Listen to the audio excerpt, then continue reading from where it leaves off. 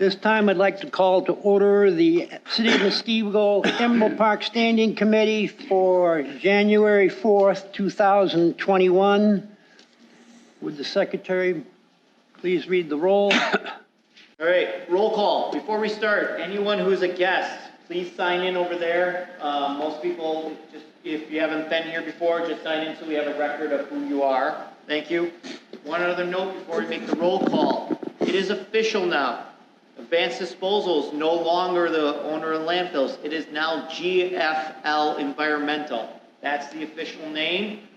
It's on the representatives. It's on their card. Just when you talk about the landfill, please refer to it as GFL Environmental. Are you saying G is in gold? G is in giraffe, F is in fish, L is in lion. GFL. Okay, let's start with roll call. Annalise Smith. Here. Patrick Murray. Here. Mark Slocum. Here. Michael Colling. Here. Harvey Schweitzer. Here. Recording Secretary Scott Krager. Here. Alderman Eileen Madden. Here. Greg Burmeister. Here. Roland Kiefer. Here. Daniel Olsenberger. Here. Chad Siegel. Here. Joe Spear Jr. is excused. So Daniel Altenberger must have... This meeting was posted according to Wisconsin State Open Meeting Laws. So please speak loudly. These microphones are not working for any guests who need to speak. Either that or should we just have them come up and use this one? Yep. Be a little friendly tonight. Approval of the minutes of the October 5th, 2020 meeting. How do you wish to move? So moved. Second. Corrections, addition, discussion?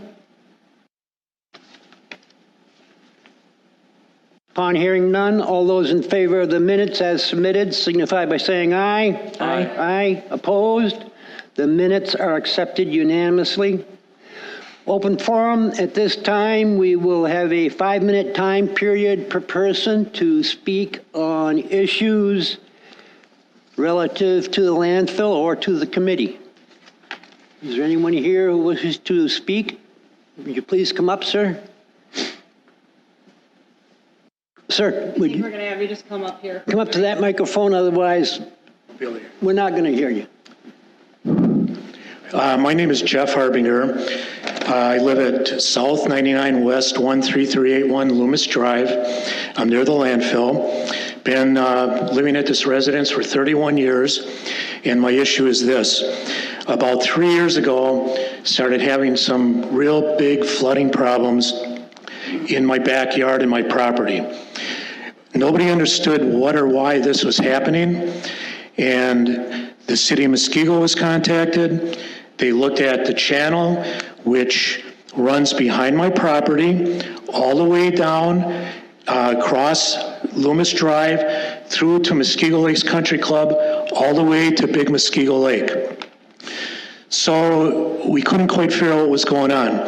The channel that I'm talking about was built by the farmers in 1943 to get the water out. It works.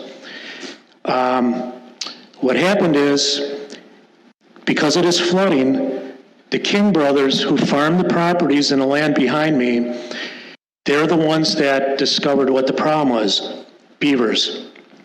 Beavers were blocking the channel behind my property. So contacted the city of Muskego, Department of Public Works, Frank Heinrich at the time. Ryan Bufus is who I'm dealing with now because Frank retired. The city of Muskego came out and they were removing the dams. This was 2 years ago. That was 2019. So 2020, the beavers are back. It's flooding. We know what it is. I walk the channel. I can count the beaver dams. They're very industrious. It's what they do. So the city of Muskego told me they're not going to remove the dams. It's up to us as the citizens. So I went there with other people, landowners that live in my area, my neighbor, and we ripped the dams out by hand. I built a grappling hook with a rope, and we pull them out. Well, Here's the problem. The DNR and the city of Muskego both recommended, look, you remove the dams, they're just going to rebuild them. You have a choice. Either you eradicate and eliminate the beavers, or this continues. So they recommended a gentleman by the name of Jan Sigelski, a professional trapper who lives here in Muskego, licensed, all the above, and is the person, again, recommended by the DNR and the city of Muskego. They all use this guy. I bring this guy in, great guy. He charges us $75 a beaver to get rid of him. We removed and he trapped 11 beavers 2020. Think about that number once. So, we paid him the money, and here's the part to this that's interesting. There's 10 of us together that are in this group that are paying to eliminate these beavers. And it's the farmers, 2 of them, and 7 other of my neighbors that make up this group of 10. I coordinated, I oversee the whole thing. So about a month and a half ago, I talked to the trapper and I said, it's looking good. I don't see any dams. He goes back by the pond that the landfill built, and that's where the big beaver hut is. He sees beavers in there. I'm thinking, we're done with them for a while. Well, we're not. When they reproduce, they get about 2 beavers in each of their litter, if you will, and then they kick them out after 2 years. They start their own family. Where do they go? They create their next ponding, and that's the channel that's affected by me. And I live at the very start of this channel. The farms, the water, it all goes into my yard and my neighbor's yard, to the point that we can't cut our grass. It goes into my wife's garden. It's not good. And again, we didn't know what it was until 2 years ago. Here's what happened. The King brothers, the farmers, couldn't get to their field. The city couldn't figure out what was going on. We didn't know what was going on. They walked the channel. They're the ones that found the beaver dams, and that's what started this process. So, when I talked to my trapper, and he said he'll trap, but he needs to get access to this part of the channel, which is up to start by the landfill there. And by law, a trapper has to tend and look at his traps every day. It simplifies things if there's access by GLR for him to go down there and look at the traps. He's got to drive down there. We're talking beavers that are anywhere average 28 pounds, the biggest 54 pounds. These things are just massive. And I got photos of these beavers. He took photos every time he got them and all this stuff, because I kept our whole group in the loop. So when I talked to Chad Siegel, Chad recommended, and he suggested, he said he's never heard anything about this problem. The reason he hasn't is because we dealt with it. We took care of it. If the beavers stay up in the lake, there's no issue, but they don't do that. They're going to come down and they go by the channel. There's a horse farmer, her name is Alice, she's a vet. She lives down the street. Her property's been flooded terribly from this as well. Lots of people affected. So Chad suggested that because he had not heard of this problem, that I at least make the standing committee aware that this is going on. Our trapper, Jan, is NOT not going to trap now in winter. Guy says he doesn't want to screw around it. He doesn't want to chop holes in the ice. It's not safe. He's alone, and that's the way he does it. But in spring, he wants to resume. That's where this comes in. I would like to ask permission of the landfill to at least let our trapper, not us, Jan told me I can walk my dog back there, not a problem. but they want to regulate this because they've had problems. The kids are drinking back there, they're tearing it up with their monster four-wheelers, and it's not good. We don't like it, they litter, I pick up all litter. But you know, the point is, the beavers. And we're gonna deal with this again as soon as the ice breaks. Mid-April, early spring, and we gotta get to them, because if we don't, this is never gonna end. That's what we're dealing with. Does anybody have any questions? What would you like us to do? I was told to make you aware of this because you deal with GLR, and that is what was recommended, that you're aware of this problem. Because if they allow us to continue our effort, everybody's aware, and that's good. They suggested this. I told the landfill, I said, all right, if you don't want to help us, pay for it. You remove the dams. You deal with this issue. And I didn't hear any more on that topic. So here we are. You just want us to give you access, or who gives you the? Yeah, if JLR would. What happened is, and I'm sure Chad or Dan will talk about this, because of this problem with that access road back to that lake, they've now put big boulders there and a locked gate. And I'm suspecting that that's part of the issue, because, you know, the trapper would need to be able to go back there and Is there a locked gate back there now? Yes. Oh, okay. Just about a month and a half ago. Oh, okay. And I agree with it. It's their property, you know. Their concern is probably liability, you know, but, you know, we're just dealing with this. So, any other questions? Have you requested to get access from Yes. the owners? Yes, I wrote a letter, and I'll supply that to you. It's the chronology of everything that I just said. It's got all of the contacts of the 10 people in our group that are part of this. And these are Muskego citizens, all of us, all 10. And what response did you get to that request? I was told no, with no reason. Is there any access off any other properties? There is, and he'd have to walk past Ellis by the horse farm up that channel, which is difficult because of his equipment. How long ago was this that you sent the letter? 3 weeks ago. Okay. Or email, actually. And I sent them photos and, just to explain what we're dealing with. And it's fine because they're new, they're figuring things out, and you got to help understand our problem in the community. The DNR and Muskego Public Works have told me all over Muskego they're having these problems with these beavers. The channels, Muskego Lakes Country Club, by Little Muskego, that waterway, a whole number of properties where DeAngelis lives back there. It's nature.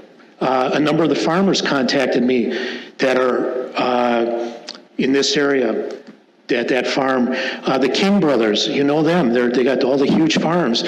They are dealing with this, and they've had to rip dams out because it's flooding their land, which is up this way. By me, I'm dealing with that. So everybody's happy to be on board. The work's getting done. It's unacceptable that we can't cut our grass and it's affecting the garden. If it wasn't for that, I wouldn't care. Yeah, my hunter, yes, and all that stuff, but I have zero interest in killing something for no reason. And that's a given. The trapper's a pro, this guy's excellent. He said he would come here and talk to you guys. I'm sure I could, if I mention this to Ryan Bufus, Public Works, he would come and verify all this, and of course Blaine, the DNR. Because it's real. They've all been dealing with this for years. They knew of our problem. They've been there. They took photos. They were at my property. Chad told me tonight he's going to come and check it out. We just appreciate it. Whatever help we can get. Any other questions? Thank you, everybody. Anyone else?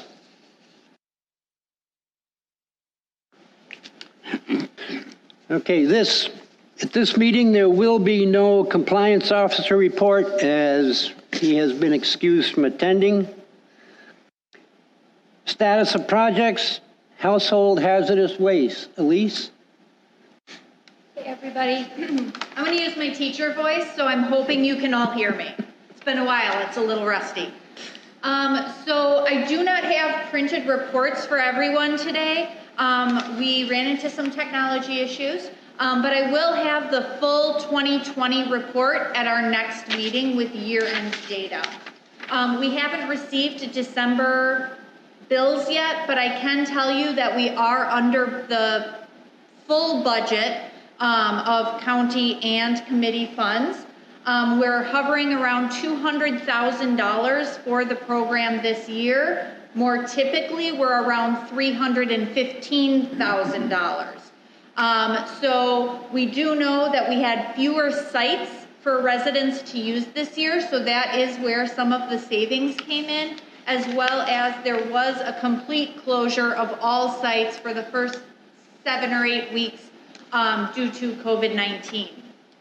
So looking at our phone calls, people are still having questions about how to dispose of hazardous waste. So we did do some proactive advertisements late in 2020 to make sure people knew we were still open so that we don't get a deluge in 2021, because that was a concern. And we did see an uptick in use after those advertisements, so they were well received. But overall, we continue to be happy with Veolia. They're doing a good job. They did just rebid the contract this past year, so that was also some savings. So that is the majority of the report. We are still working with GFL to get that third, more local site up here in the southeast corner of the state or county. Sorry, my geography was struggling there for a minute.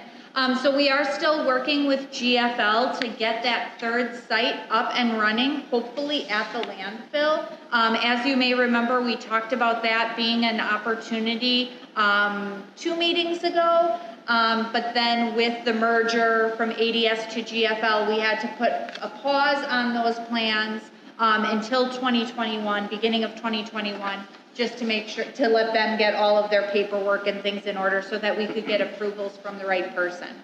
So hopefully bringing that online in 2021, we'll update you as we know more. Any questions about any of those pieces? That site for the southeast, what dates are you anticipating? So we haven't touched base about it lately. I know, so it's going to be in coordination. We're looking at the old Alice Chalmers building. We did a site inspection in September, and there may be some, or Ellen Bradley, sorry. No, maybe Briggs and Stratton? I'm just going to keep saying names of companies, and I knew somebody would correct me eventually. Okay. We know where you're at now. Okay, I'm glad somebody does. So that is the building we're looking at. There may be some capital investment that is required to make the doors work, but the fact that it would be a drive-through inside building just really works well for everybody involved. It will also be the site of the eventual new public drop-off, so right. It kind of just checks a lot of boxes. I think that GFL is looking at that being operational Q2, Q3. Okay, and so we're hoping before that optimistically, because we know it's a hardship for the residents of this community to make it to our other sites. We have reached out to Veolia to clarify that all of the committee members, so Wind Lake, and like all of the people that can use the sites can use all of the sites. which are now limited to the city of Waukesha starting in February, because they closed down for January. And the one that's open all the time is all the way up in Menominee Falls. So because of that drive, we are trying to expedite things,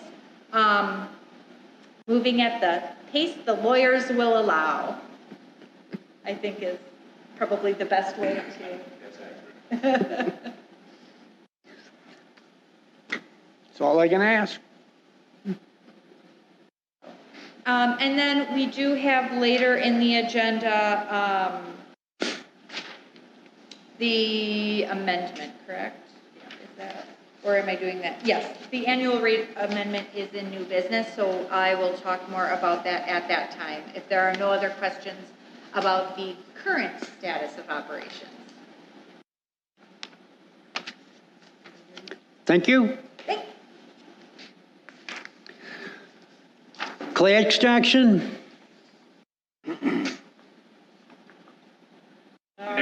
everybody hear me okay? As it relates to clay excavation activities at the site, it's pretty minimal, obviously, given the time of year that we're in right now. We've been doing a little bit of clay excavation for intermediate cover needs and those types of activities, but that's really the extent of those activities right now. There's nothing being hauled off-site by, third-party haulers or contractors at this point in time. So occasionally we do get calls, and I would anticipate in the spring that we will get those calls, but as of right now, it's pretty quiet from a clay excavation standpoint. So. Okay. MMSD project? Yes, currently, essentially any gas that we're collecting, we're able to deliver to the district. We are meeting their needs. They have it scaled back somewhat right now to, I would say, on a daily basis, maybe about 1,400 standard cubic feet of gas is what we're delivering to the district. And that's been pretty consistent over the last several months. If they have the desire to take more gas from us, we have the ability to be able to deliver that to them. So that's pretty much where we are at with the delivery of gas to the district at this point in time. Okay, that, if I remember my numbers right, that means that you're flaring probably 900? Yeah, 1,000? 900,000 cubic feet? Standard cubic feet through our flare, that's correct. Yep.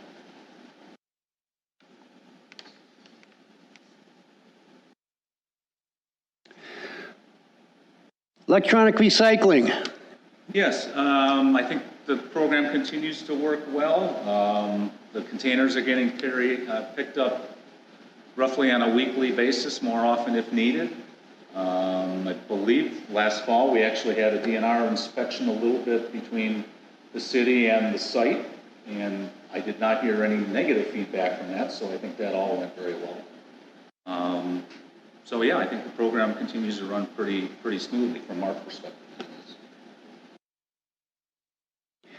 Scott, can you tell me what was involved in the DNR inspection of the electronic site? Sure. So they did two inspections. One, they did it just over the phone because of COVID times. We went through the whole list, everything that we were required to do as we do electronic recycling. Then they came out, they met with myself and Chad. It was pretty much, I had to say, a 10-minute meeting. That was it, just to kind of look at it. She just wanted to see what we were using. She asked Chad a couple questions, and that was it. Nothing more in detail. She gave, I think, one more tips of like best management practices, but that's about it. And the next thing is I'm signing up in January for a virtual electronic recycling meeting, best management practices. Everything's online now. I actually just signed up for it today in January. So from my understanding, everything that we are doing, we're in compliance. So. Okay, great, thank you. Residential drop-off site? Yes, as Annalise mentioned, we are still planning on relocating the residential drop-off area and yard waste compost operation. Right now, I would say it's probably targeted more for the third quarter of this year. But we think the location will better serve not only our ability to control things, but also serve the residents much better in terms of access in and out of that particular area of the site for those activities. So it is still scheduled and budgeted for this year to relocate those activities over to that area. The yard waste is also going to be in that area? I believe, Chad, it was scheduled to go kind of on top, some of it on top of future parklands. So in that general area, a little bit farther behind that access, the Briggs building. So. Okay. Yep.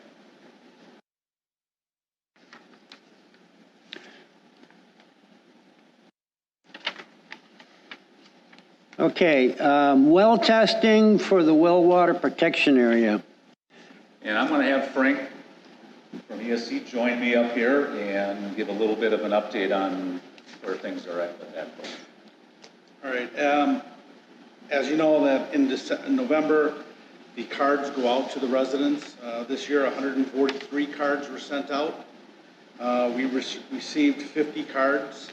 Of the 50, 45 said yes to having their well tested, 2 said no, 2 were if needed, and 1 returned it unchecked, so we don't know what they wanted to do.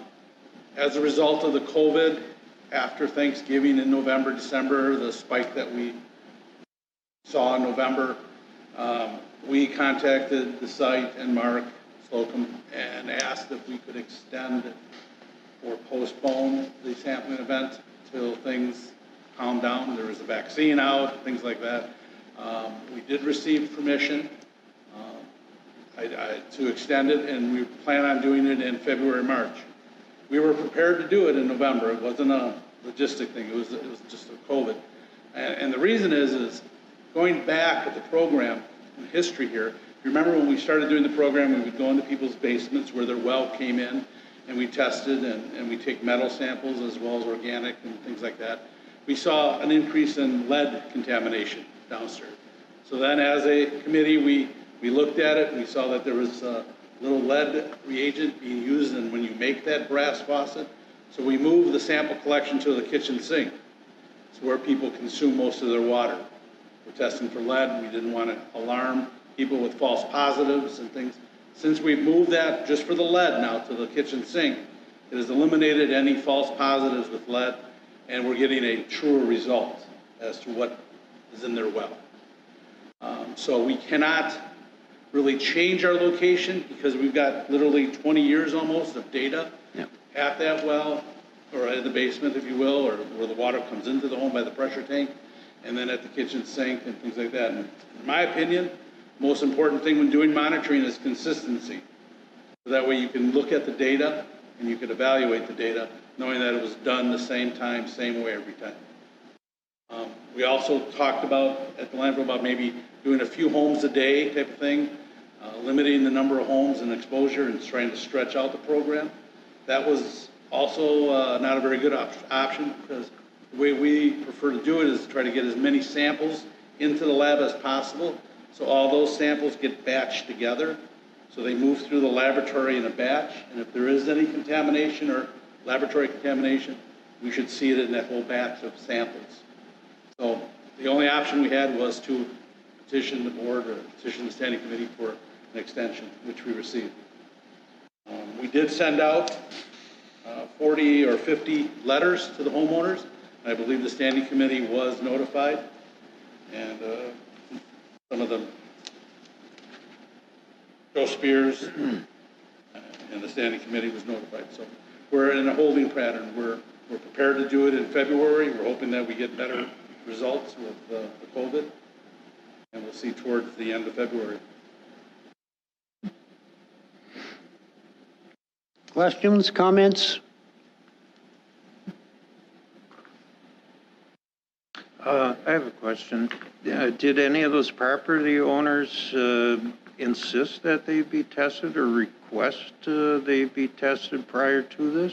No one notified me, but I believe someone did contact site saying that. We had one person comment, and maybe not completely understanding the history as to why the delay had been requested, but that's the only comment that I've seen at this point. Okay, and apparently they don't have a problem with waiting till your program can get in there. Yeah, in general, I think that's the case, yes. Mhm. Yes. Frank, are we also testing for nitrates? Yes. Okay. And if I remember correctly, we haven't seen anything in the history. Not that I can recall that we've seen anything over any of the standards. Okay. I mean, we've had, just from memory, chloride, sulfate. There have been times that we have bacteria, obviously, and we retest for that immediately. And we've had a few wells that have some VOCs of a very low level. Yeah, what brought it to mind was an article in the Milwaukee Journal talking about the problems near Stevens Point. And I know it's primarily agriculture, but we have farms around there too, so it's not a bad idea to check it. And if we are, that's great, because I know we haven't seen any hits. Thanks, Frank. Okay. Do we know, Go ahead. know when the next meeting is going to be? Maybe jump Yes, ahead. it's April 5th.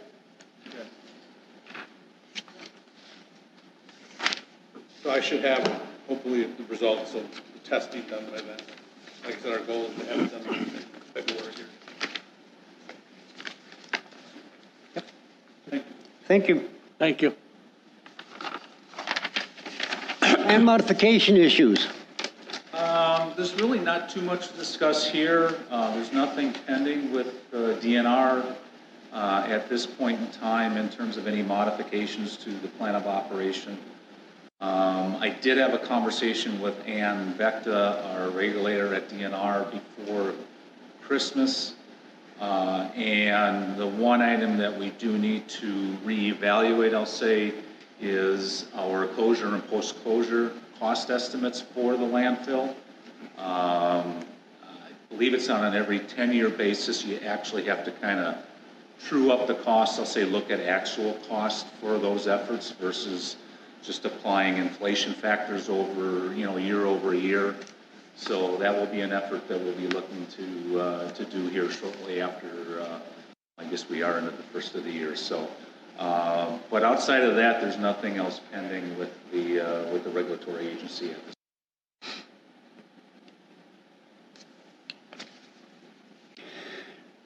Property protection, sociological. On the sociological payments, they are scheduled to go out. I think by January 15th is the date for the host agreement. The one thing I do want to let the committee know, and I want to have just a brief discussion on, is that the payments will actually come in two, I'll say in two checks. So because of the merger, and the transition from advanced disposal to GFL. Advanced disposal is covering the time period, so to speak, from the first of the year to the date of the merger itself, which is October 29th of 2020. So it'll be kind of a prorated approach between advanced disposal and GFL, I know. So, and I'd love to be able to tell you that both checks will come in the same envelope. Probably not going to be the case. This just came to my attention really just before the holidays, so I have not had a chance to, kind of discuss it internally. And I guess the question I would ask you folks is if you think it would be beneficial to send out a letter in the next day or two. Yes. I can tell you that right now. You know, I would like to try to avoid either phone calls to you folks or at the landfill. So if you think it would be beneficial to just send out a very, very short letter. I don't want to get into the weeds too much, but just letting people know that they can expect 2 checks, one from Advanced Disposal, one from Green for Life, that will total up to the amount that they need, that they are going to be expecting. That's all you gotta tell them. Well, That's essentially- I would hope you would tell them what GFL is, because We if can I do got that. a check from GFL, most likely I'd take and throw it in the wastebasket, because I'd say, well, it can't be a real good check, you know? Yeah. We can do a very brief summary of the transition of ADS to GFL so that they Yeah. understand what's happening. Okay. Okay? Okay.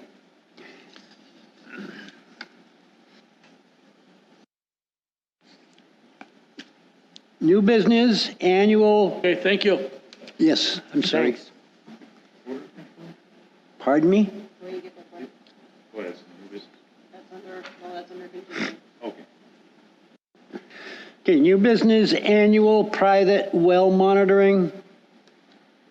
You asked me to put it on there. Oh, yes, I did. And the reason is I wanted to just discuss it quickly amongst the committee, in that I unilaterally made that decision to move the residential testing of wells from the December time period because of the COVID thing. And to me, there was no practical way of getting a hold of everybody in the committee to get their consensus on that. If it was something a little bit more than that, I would have said, yeah, I've got to get Eileen involved, but I've got no problem with that at all. okay, that's what I wanted to make sure, and that's why it's here. Move to approve the chairman's decision to postpone the vote. Okay, is there a second? Second. That's why you make the big buck. Any discussion? All those in favor signify by saying aye. Aye. Opposed? Motion carries unanimously. That way you have consensus. Okay. And it's possible we may have to do it again depending on what this miserable virus and infection rate, and if we become a hot spot, I just don't know. Yeah.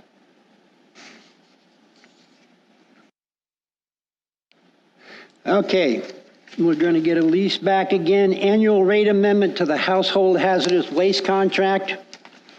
Okay, so I handed out copies to everybody prior to the meeting starting. This is amendment number 11 to the current operating agreement, and there are 2 changes. So the first would be the change to the administration and staffing fee. This is using a standard annual rate adjustment, which calculated out to 0.86%, so less than 1%, very minimal increase.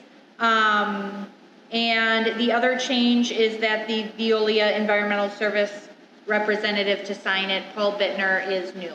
So it's a different name that will be signing the amendment. But that's it. So hoping that we get approval so that we can pay them. So moved. Okay, is there a second? Second. Eileen, you realize this is or should be a motion to approve the contract and to authorize the chair to sign on behalf of the committee. And it's a roll call vote because it's money. So I think I have spoken what the motion is, and I think Mr. Murray is the one that is actually giving it. Great. And that was seconded by Eileen. You need a roll call vote? Yes. Okay. Scott's got the names, he's gonna do it. This is only for the people on the committee. Correct. Okay. Patrick Murray, Aye. Mark Slocum, Aye. Michael Colling, Aye. Harvey Schweitzer, Aye. Alderman Eileen Madden, Aye. Greg Burmeister, Aye. Roland Kiefer. Aye. I believe that's everyone on the committee? Yep. Oh, Annalise? Annalise Smith, but I don't know if she can. Yes, She can? Yes. Annalise Smith? Aye. No conflict of interest there. no.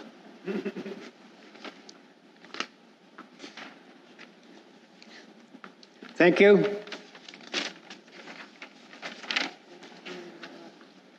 Okay, we're down to committee, continuing business and update on order complaints. Okay, So, I think, off of the last meeting we had, we talked a little bit about some upcoming construction activities that were going to be happening at the site. We installed 6 well extraction replacement wells. We installed horizontal collector in an area that we identified as being an issue for on-site and off-site odors. That work was completed roughly the end of October. We've been tuning the new wells and the horizontal collector along with all of the other wells since then. The site believes that the improvements have been beneficial in reducing both on-site and off-site odors at the site. We recognize, though, that we need to continue to evaluate site operations and the gas extraction system as it relates to controlling those odors. That is our commitment in terms of our day-to-day operations at the facility. We also did some work before the snow started to fly in terms of improving some intermediate cover at the facility with some on-site clays to also help control any potential off-site odors. So that's kind of where we're at right now. We've got projects scheduled for this year that will also assist in controlling any potential odor issues at the site. We have an approximately 11-acre final cover project that is scheduled for the site. And then we also have monies budgeted for any additional improvements that are necessary for the gas extraction system. From the liquid standpoint, with the help of Frank and his crew, we've been able to keep the 12 side slope riser extraction vaults in operation now for an extended period of time. We do weekly maintenance on pumps and gas wells to ensure that we keep the liquid levels down and we can efficiently extract landfill gas out of the gas extraction wells. And those efforts will continue. And like I said, we believe the improvements we've made have helped. We always recognize that we need to continue to monitor things and address them as they come up.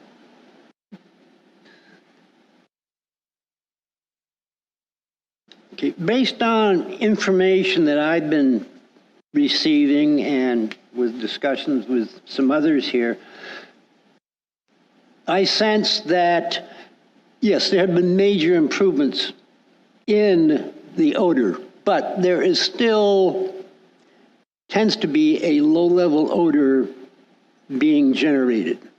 I don't know where from, I don't know how, but it needs to be, continued, to your point, to be addressed. The other thing that I know I would like is when we get complaints about odor, is to have those answered by the landfill.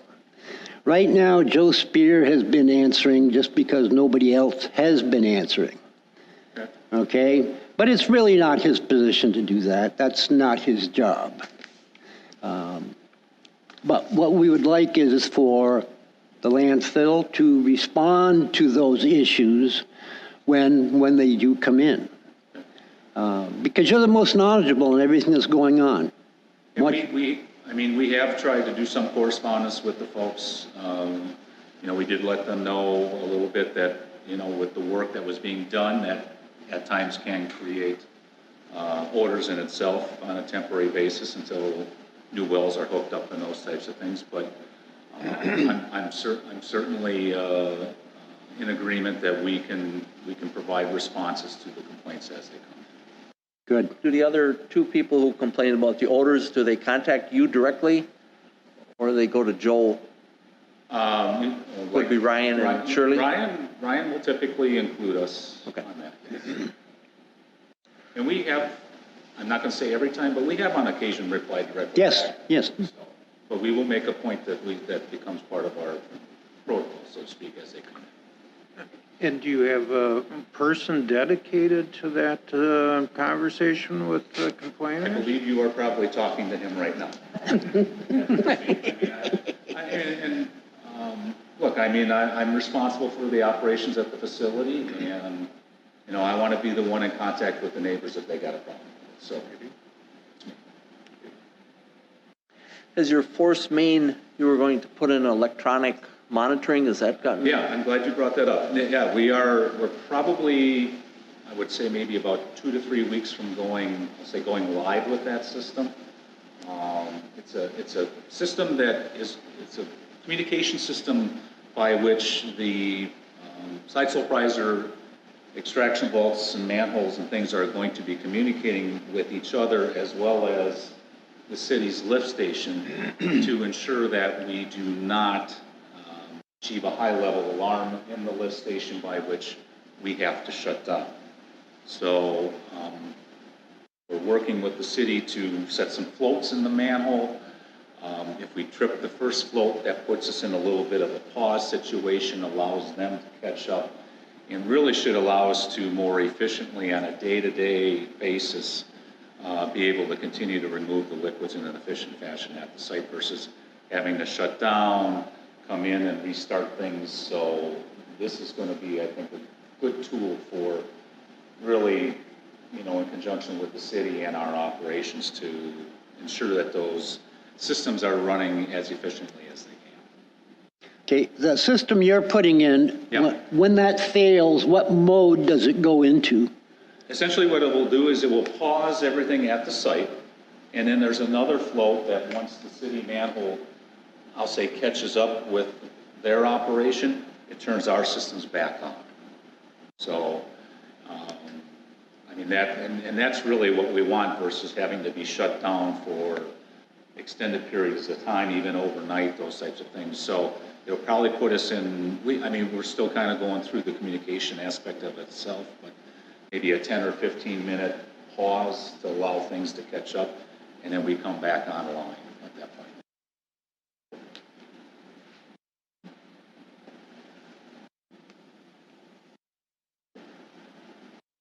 Any other questions on anything?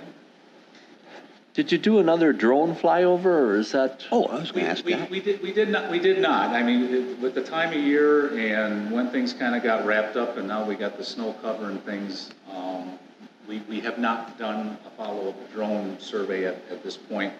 I think we'll kind of reevaluate that coming out of spring with how things are going and see if that'll provide some beneficial information for us. And does the snow cover reduce some of this gassing? I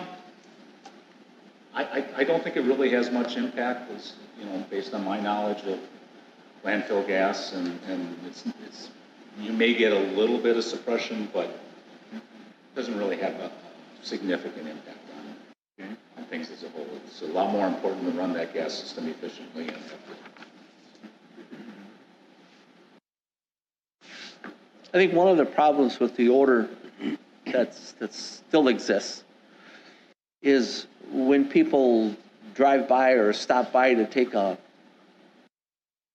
many seconds does it take to drive past? You notice that it smells today. When the wind is from the north, the people are impacted until the wind changes. And the odors that are now being developed, I would say when you do notice them, they're a little sharper to the eye. They're pungent, and they just affect kind of, I've noticed it at my place and it smells like you've overcharged a battery. It's real sulfury. It's just a weird smell. And that's why I had asked if there was some change of product being brought in that was more drywall or. Yeah, I mean, our waste stream has not significantly changed recently, in the last 4 or 5 years.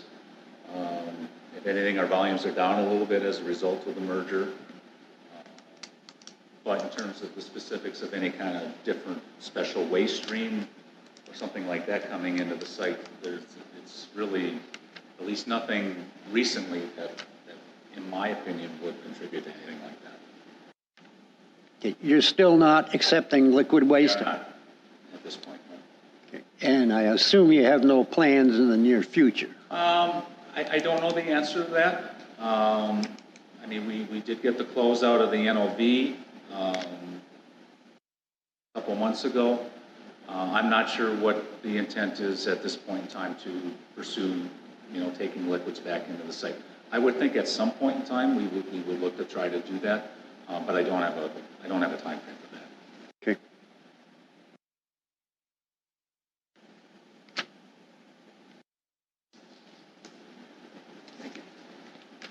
Any other comments, questions on odors? No.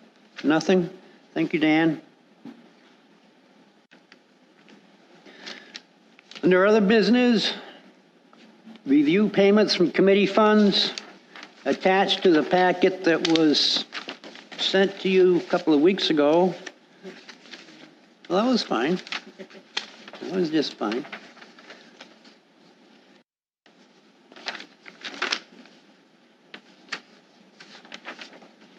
Any questions on those balance sheets, statements?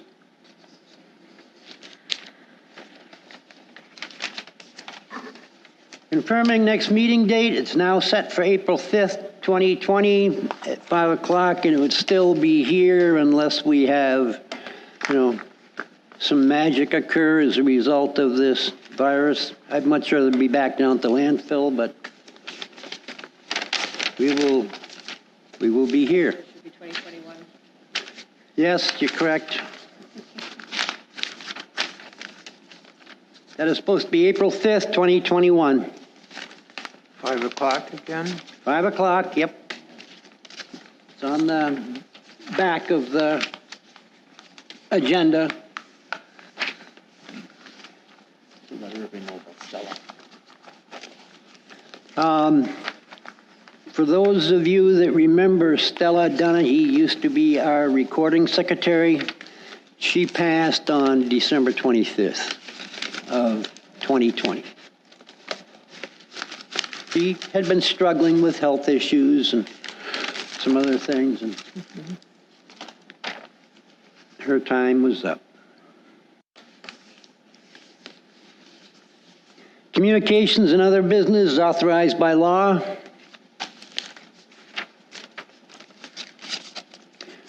Citizen commentary. I think everybody left. At this time, I'd be looking for a motion to adjourn. Second. All those in favor signify by saying aye. Aye. Opposed? We are adjourned at 6 p.m.